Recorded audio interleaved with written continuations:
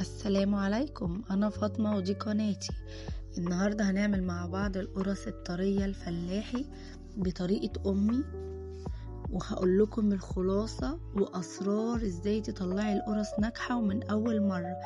بصوا معايا على سمك القرصة، ومش مكتومة خالص وطرية وفي نفس الوقت دايبة.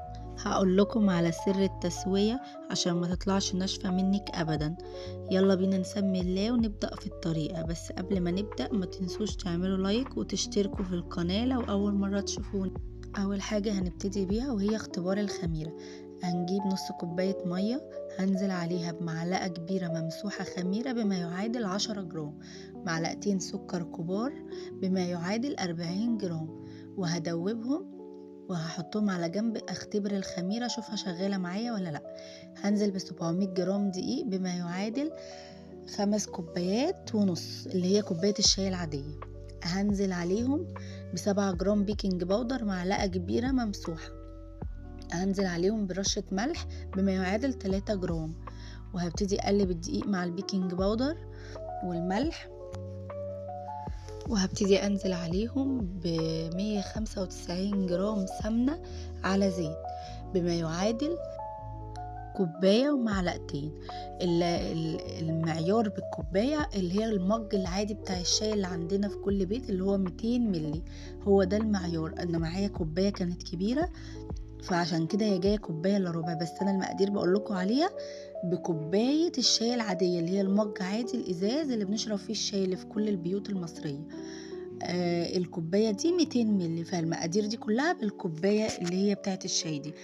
هبتدي انزل بقى بالسمنة والزيت على الدقيق، وهبتدي بقى اقلب الدقيق بالسمنة او اعمل عملية البس. هبتدي ابس الدقيق لغاية اما احس ان الدقيق بقى شبه الرملة المبلولة كده، يكون كل حباية دقيق اتغلفت بالسمنة.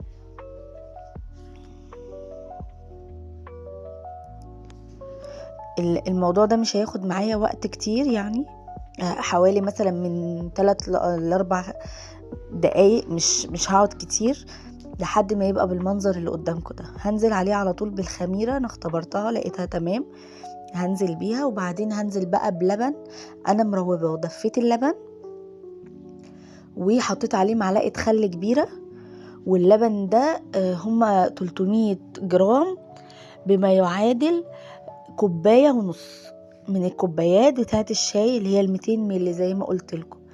هبتدي انزل بيهم على طول على العجينة وهبتدي اعجن. مش هعجن كتير، انا بلم العجينة بس، انا بنزل واحدة واحدة عشان كل دقيق بيختلف عن النوع التاني، فانا بنزل بيهم واحدة واحدة لحد ما بلاقي الدقيق قبل معايا لغاية ما اخلص الكمية كلها. يا اعوز شوية عليهم يا اما بيبقى بسيب شوية منهم، فده على حسب نوع الدقيق، بس الدقيق اللي معايا خد المقدار كله.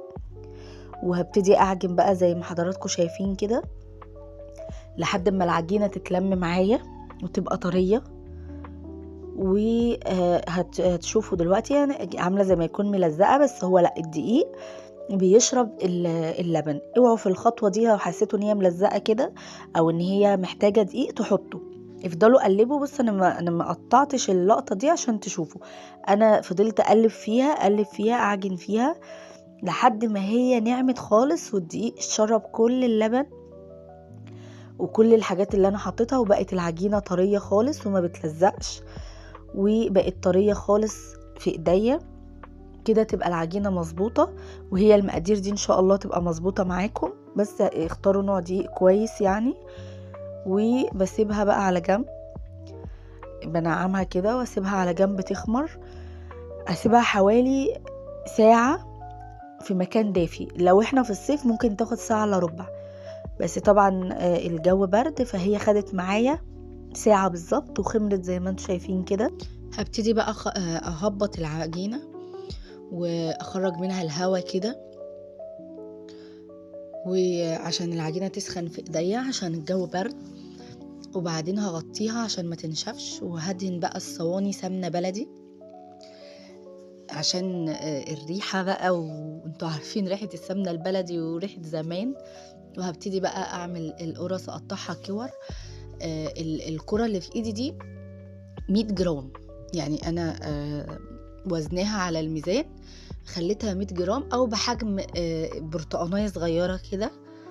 وهبتدي اعملهم كلهم بنفس الطريقة، اقفلهم كده من ورا واكورهم واخلي السطح بتاعهم املس على قد ما اقدر، وهبتدي ارصهم في الصينية.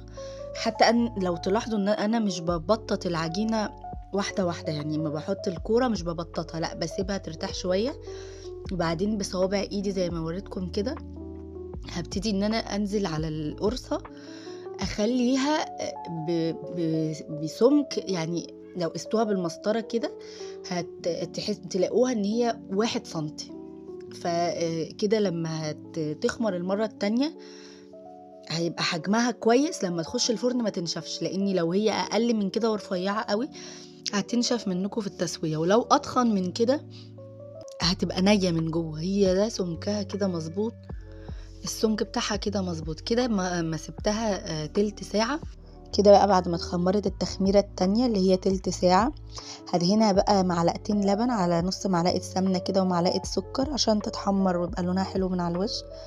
وبعدين هدخلها فرن على متسخن مسبقا على اعلى درجة حرارة، وبعد كده هوطي درجة الحرارة 200 وهدخلها الفرن. هسيبها من ربع ساعة لتلت ساعة، وبعدين هي خرجت كده من الفرن هغطيها عشان خاطر البخار يطريها، يعني خليها تبقى طرية لأطول فترة ممكنة. كل صينية هتخرج هغطيها بالفوطة لغاية ما يهدوا. أول ما يهدوا يبقوا دافيين كده هبتدي طبعا أقدمها.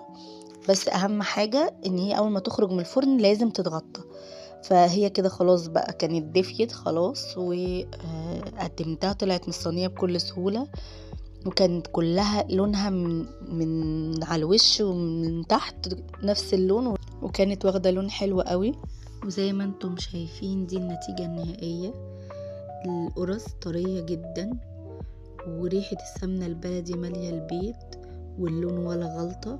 بجد يا جماعة الطعم زي ما قلت لكم دايبة، وفي نفس الوقت طرية جدا.